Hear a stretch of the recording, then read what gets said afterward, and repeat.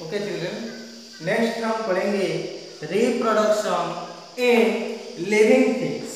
All living things can produce young ones of there on kind. जितने सारे living things से वो सब प्रोड्यूस करते हैं, अपने आप प्रोड्यूस करते हैं। प्रोड्यूस यानी क्या? पैदा करना। जैसे कि एक इंसान से और एक छोटा बच्चा पैदा होता है, एक कैट से छोटा सा किटन पैदा होता है, वही रिप्रोडक्शन और produce. Human beings give birth to babies, a dog और cat gives birth to young ones. A human being, एक आदमी या अथवा लोग उनका बेबी को जन्म देते हैं या पैदा करते हैं। ठीक उसी तरह a dog cat also give birth to their young ones. The process by which animal or plants produce their own kind is called reproduction. Reproduction का मतलब क्या है? जिस प्रोसेस से प्लांट्स अथवा एनिमल्स, जिस प्रोसेस से प्लांट्स अथवा एनिमल्स जन्म देते हैं या दूसरे को पैदा करते हैं, उसको हम बोलेंगे reproduction. It is through reproduction that plants and animals continue to exist on the earth. इस अर्थ में, धरती में अगर एक एनिमल्स मर जाने के बाद और एक एनिमल्स आता है, एक आदमी मरने के बाद और एक आदमी पैदा होता है और एक बच्चा पैदा होता है, इसलिए रिप्रोडक्शन के वजह से। अगर रिप्रोडक्शन सिस्टम नहीं होता तो धरती में कोई भी इंसान और कोई भी प्लांट्स नहीं जिंदा रह पाते, क्योंकि हर रोज लोग मरते हैं, हर रोज कोई ना कोई प्लांट्स भी मरता है, एनिमल्स भी मरते हैं, फिर भी एक के बाद वो पैदा करते जाते हैं। किसके वजह से? रिप्रोडक्शन के वजह से। अगर रिप्रोडक्शन सिस्टम नहीं होता तो धरती में कोई भी नहीं होता। अभी देखो रिप्रोडक्शन इन एनिमल्स। तो एनिमल्स में कैसे रिप्रोडक्शन होता है हम देखेंगे। All animals do not reproduce in the same way.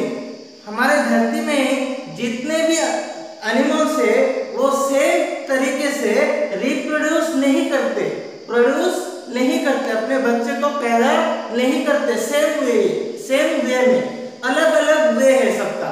देखो कैसा? Some animals lay eggs from which most animals give birth to young ones and some animals lay eggs from which young ones are hatched.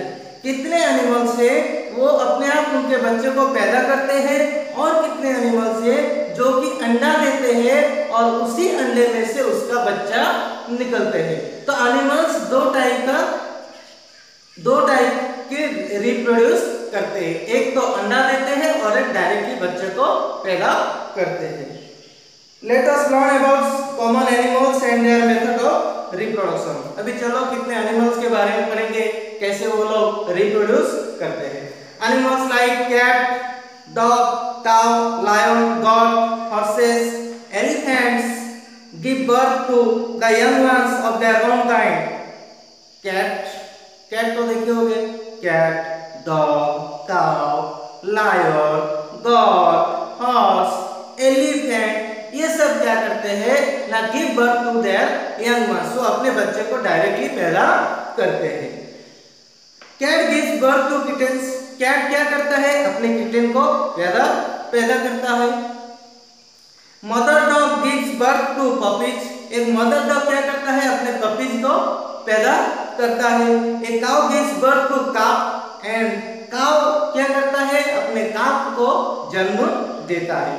The young ones are fed on their milk. Such animals are called mammals. And ये जो animals है जो directly अपने बच्चे को पैदा करते हैं और अपना ब्रेस्ट फीडिंग कराते हैं, यानी कि अपना दूध पिलाते हैं। ह्यूमन बीइंग्स, इंसान, एक औरत क्या करती है ना, बच्चे को पैदा करने के बाद उसको अपना ब्रेस्ट फीडिंग करवाता है, यानी कि अपना दूध पिलाती है। एक काऊ अपने बच्चे को पैदा करके क्या करता है?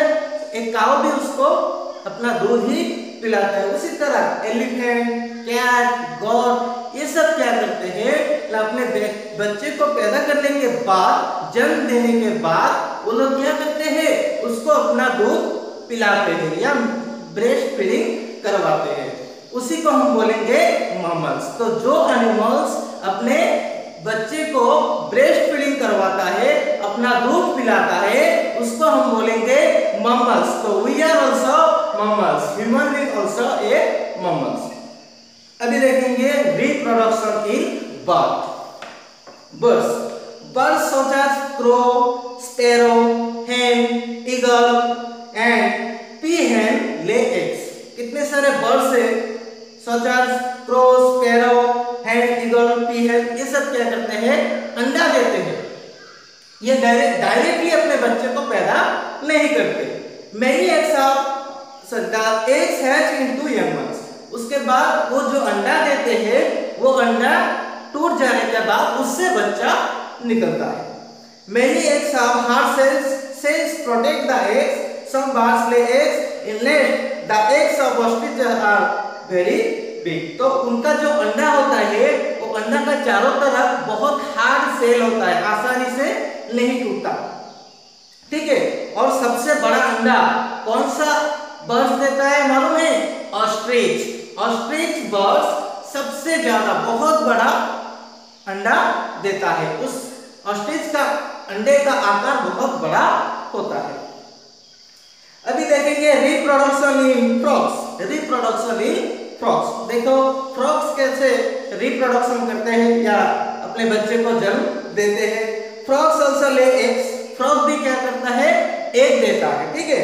They shed eggs in water in set places. वो लोग क्या करते हैं, फ्रॉग ना पानी के अंदर एक अच्छी जगह पर वो अपना अंडा दे देते हैं। कौन, फ्रॉग, ठीक है। Eggs of frogs are not protected by cells but are protected by a thick gel। तो उनका जो अंडा होता है उसका सेल बहुत हार्ड नहीं होता, बहुत नरम होता है। आप लोग बच्चों जेली चॉकलेट खाए होंगे, जेली चॉकलेट जैसा नरम होता है, फ्रॉग का अंडा भी उसी तरह नरम होता है। किस तरह, जेली चॉकलेट की तरह। The frogs egg hatch into tadpoles, tadpoles grow into frogs। उसके बाद वो जो फ्रॉग का एग होता है वो धीरे धीरे बड़ा होकर टैडपोल होता है, छोटा सा, उसको हम बोलते हैं टैडपोल। टैडपोल होने के बाद वो क्या हो जाता है ना, एक बड़ा सा फ्रॉग हो जाता है। अभी देखो रिप्रोडक्शन इन फिशेस। फिश कैसे रिप्रोडक्शन करता है, देखो एक fish lay eggs in water. Fish भी कहां पर अंडा देता है, पानी में अंडा देता है। The eggs of a fish are collectively called spawn। और उनके अंडे को हम बोलते हैं स्पाउन। जो मछली है, फिश है,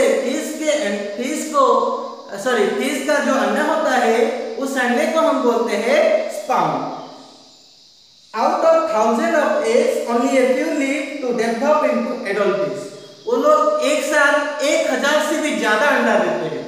एक फिश एक साथ 1000 से ज्यादा अंडा देते हैं, लेकिन वो जो 1000 में से बहुत ही कम फिश बड़ा हो पाते हैं और बहुत सारे अंडा नष्ट हो जाते हैं। ओके, नेक्स्ट पढ़ेंगे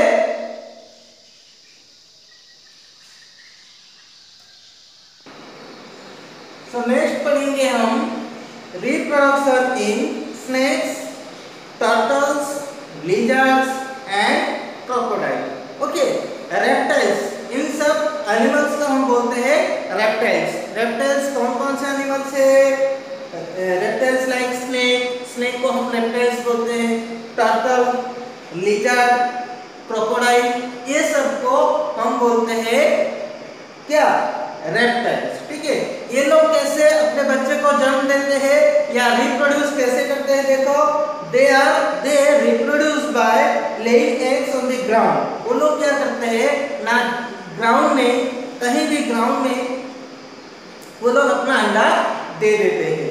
Their eggs are protected by cells and get warm from the sun। और उनका अंडा बहुत हार्ड होता है, उनका जो सेल है वो सेल बहुत हार्ड होता है और अंडा क्या करता है, साउंड का जो गर्मी है उसको वो खींचता है, वो साउंड का गर्मी को अपनाता है।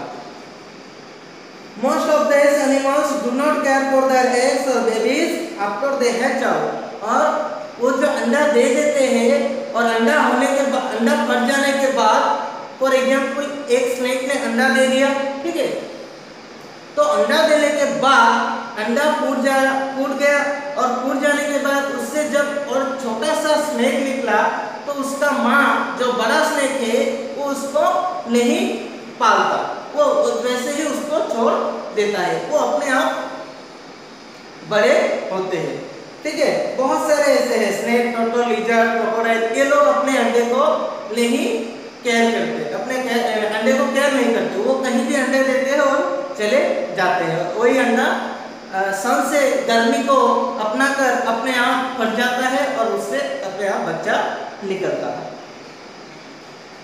अभी देखो रिप्रोडक्शन इन इंसेक्ट। इंसेक्ट कैसे रिप्रोड्यूस करते हैं, देखो insect like butterfly, house fly, cockroach and mosquito reproduce by laying eggs. Insect भी क्या करते हैं, एग्स देते हैं, क्या एग्स देते हैं, अंडा देते हैं, ठीक है। Those insects pass through different stages in their life cycle. For example, a butterfly passes through the following stages. तो ये जो जितने भी इंसेक्ट हैं वो अंडा देने के बाद वो धीरे धीरे बड़ा होता है, उनका 4 स्टेज है। जैसे कि देखो हम इंसान हैं, जब हम पैदा हुए थे तो छोटा सा बेबी थे, उसके बाद हम और थोड़ा बड़ा होते हैं, उसके बाद हम एडल्ट हो जाते हैं, यानी कि 30 से 40 साल के अंदर जो एडल्ट कहलाते हैं, बड़े हो जाते हैं, उसके बाद हमारा बुढ़ापा आ जाता है। हमारे भी 3-4 स्टेज है। ठीक उसी तरह ये जितने भी इंसेक्ट है उनका भी स्टेज है। जैसे सीढ़ी है, एक सीढ़ी से और एक सीढ़ी, एक सीढ़ी से और एक सीढ़ी ऊपर जाने के लिए हमें एक से और एक के ऊपर जाना पड़ता है। ठीक उसी तरह इंसेक्ट का भी क्या होता है ना, उनका लाइफ साइकिल यानी कि स्टेज होता है। क्या ना, पहले वो लोग एग्स देते हैं, इंसेक्ट कौन, इंसेक्ट एग्स देते हैं। एग देने के बाद वो एग क्या होता है ना, कैटरपिलर या उसको लार्वा भी बोलते हैं। क्या बोलते हैं, लार्वा, ठीक है। पहले एग, उसके बाद कैटरपिलर, उसके बाद प्यूपा, देन बटरफ्लाई। 4 स्टेजेस हो गया। एक पहला स्टेज क्या, egg, second stage caterpillar, third stage pupa and fourth stage butterfly. Okay, next reproduction in plants. अब देखेंगे हम कि प्लांट्स कैसे रिप्रोडक्शन करता है। Like animals, plants also reproduce. जैसे एनिमल्स अपने बच्चे को जन्म देता है, रिप्रोड्यूस करता है, ठीक उसी तरह क्या प्लांट्स भी रिप्रोड्यूस करता है। We know that new plants grow from seeds. We know that हम सब जानते हैं कि एक नया पेड़ कहाँ से निकलता है, सीड से, ठीक है। जो फल के अंदर जो सीड होता है उस सीड से एक नया प्लांट निकलता है। We get seed from flowers or fruits। तो हम सीड कहाँ से पाते हैं, फ्लावर या फिर फ्रूट से हम सीड को पाते हैं। और उसी सीड को अगर हम मिट्टी में गाड़ देंगे और उसे पानी देंगे तो और एक उससे और एक पेड़ निकलेगा। But there are some other way by which new plants are grown। और भी कई तरीके हैं जिससे हम न्यू प्लांट को ग्रो कर सकते हैं। कैसे देखो, in certain cases new plants are grown from other part by different methods। जो प्लांट का पार्ट होता है जैसे कि ब्रांच, स्टील, ये जो पार्ट होता है उस पार्ट से भी डिफरेंट मेथड से हम रिप्रोड्यूस कर सकते हैं। कैसे देखो, the method of obtaining new plants from other parts are called vegetative propagation. देखो वेजिटेटिव प्रोपगेशन, वेजिटेटिव प्रोपगेशन का मतलब क्या है। अगर फॉर एग्जांपल एक प्लांट्स को हमने लिया, उस प्लांट्स का ब्रांच या फिर उसका कोई भी पार्ट्स को लेकर हम न्यू प्लांट को ग्रो कर सकते हैं, उस मेथड को हम बोलेंगे वेजिटेटिव प्रोपगेशन। ठीक है, और एक बार बोल रहा हूँ, वेजिटेटिव प्रोपगेशन किसे कहा जाता है ना, किसी प्लांट का कोई भी हिस्से से हम अगर दूसरे प्लांट का रिप्रोडक्शन कर सकते हैं, तो जो मेथड है उसको हम बोलेंगे vegetative propagation. The part of plants from which new parts are obtained are roots, stem और लीफ। तो देखो कौन कौन से पार्ट से हम नया पेड़ रिप्रोड्यूस होता है। रूट, पेड़ का जो रूट होता है, रूट कहाँ पर रहता है, मिट्टी के नीचे, तो रूट से भी एक नया प्लांट निकल सकता है। ठीक है, स्टेम, जो पेड़ का जो स्टेम होता है, बीज वाला हिस्सा, उससे भी नया प्लांट निकल सकता है। और लीफ, उसका जो पत्ता होता है, लीफ से भी नया और एक प्लांट हो सकता है, लेकिन सब प्लांट्स का नहीं। ठीक है, कोई कोई प्लांट्स है जिसके पार्ट से हम दूसरे प्लांट का रिप्रोड्यूस कर सकते हैं। Some plants grow from underground stem, underground में जो उसका स्टेम रहता है, जैसे कि क्या पोटैटो, ऑनियन कहाँ पर होता है, उसका पेड़ बाहर होता है, लेकिन वो जो पोटैटो एंड अनियन है वो मिट्टी के नीचे होता है। ठीक है, तो उसको हम बोलते हैं स्टेम। वो स्टेम से भी एक नया प्लांट निकलता है। देखो plants like potato, ginger have underground stem which are very reduced, those are tiny roots, those roots grow into new plants। तो मिट्टी के नीचे जो पोटैटो, ऑनियन, जिंजर, इनका जो हिस्सा रहता है, जो स्टेम रहता है, वो स्टेम से हम दूसरे एक प्लांट को रिप्रोड्यूस कर सकते हैं। Some plants grow from their roots, और भी कई सारे प्लांट्स है जो कि रूट से निकलता है, मिट्टी के नीचे रहता है रूट्स। ठीक है, रूट से भी नया प्लांट निकल सकता है, जैसे कि sweet potato. Sweet potato is a modified root. If you put it in the soil, you will see roots growing out of the sweet potato. Later, a small plant grow out of it. अगर हम sweet potato का जो root है उसको अगर हम जमीन पे गाड़ देंगे तो धीरे धीरे क्या होगा ना, उससे एक स्वीट पोटैटो निकलेगा, और उसी स्वीट पोटैटो से एक बड़ा सा क्या स्वीट पोटैटो प्लांट बन जाएगा।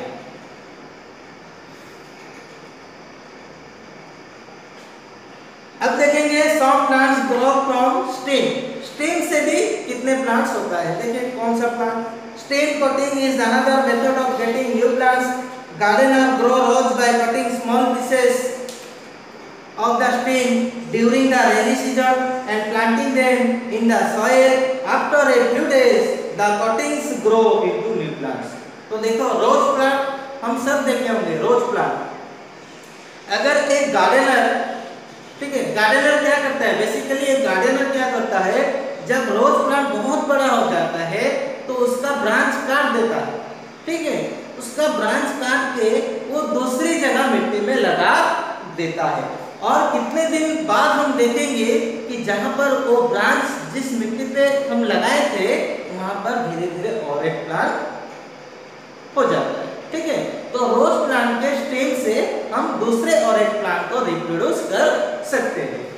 अभी देखो some plants grow by layering. Layering से भी होता है। लेयरिंग मतलब क्या, फॉर एग्जांपल पेड़ ऐसे होते हैं, उसका जो हिस्सा मिट्टी में मिल जाता है, उसका ब्रांच जाके मिट्टी में मिल जाता है। ठीक है, पेड़ ऐसे सीधा होता है, उसका जो ब्रांचेस होता है, उसका ब्रांचेस मिट्टी में जाके मिलने के बाद वो ब्रांचेस मिट्टी के अंदर मिल जाता है। मिलने के बाद वहां से और एक पेड़ पैदा हो जाता है। ठीक है, और एक प्लांट ग्रो हो जाता है। ठीक है, और उसके बाद ग्रोइंग ऑफ ग्रास। ग्रास हम तो देखे होंगे कहीं भी फील्ड पर बहुत सारे ग्रास होते हैं। ठीक है, we know grass plant creep along the ground like a green carpet. Side branches grow out of the sitting stem. they separate and grow into a new plants, those are called runners. तो देखो हम लोग देखे होंगे कहीं ground पे जब खेलते हैं, ग्राउंड में पूरा ग्रीन रहता है, चारों तरफ पूरा ग्रीन रहता है। क्यों? क्योंकि यहाँ पर ग्रास है, ठीक है, वहाँ पर घास है, घास, ग्रास, हिंदी में घास बोलते हैं। तो वहाँ पर जो ग्रास है उसको कोई नहीं लगाता, वो अपने आप हो जाता है। पूरा ग्राउंड में सभी तरफ, चारों तरफ हो जाता है। क्यों? उसका जो प्लांट है वो क्या करता है ना, उसको उससे और एक निकलता है, उसके साइड से और एक निकलता है, ऐसे करते करते पूरा चारों तरफ भर जाता है, ठीक है। अपने आप वो लोग रिप्रोड्यूस होते हैं, तो अपने आप वो लोग अपना रिप्रोड्यूस करते हैं, उसको हम बोलेंगे रनर्स, ठीक है। Mango, grapes and many other fruits plants are grow by cutting and beauty. Mango, grapes and और भी बहुत सारे फ्रूट है जिससे हम क्या करते हैं, दूसरे और एक प्लांट को ग्रो कर सकते हैं। Some plants grow through their leaves. और सारे कितने प्लांट्स है जिसके लीव्स, पत्ते से भी और एक प्लांट को हम ग्रो कर सकते हैं, ठीक है। एक प्लांट है ड्राइफिलम, ठीक है, ड्रायोफिलम plant. There are buds present on the edges of the leaves. Those buds grow into new plants. इसका जो पत्ता देख रहे हो आप लोग, ये है, इसको बोलते हैं ड्रायोफिलम प्लांट, ड्रायोफिलम प्लांट। इसके चारों तरफ से और एक प्लांट ग्रो कर सकता है, ठीक है। तो चैप्टर 2 फिनिश हो गया।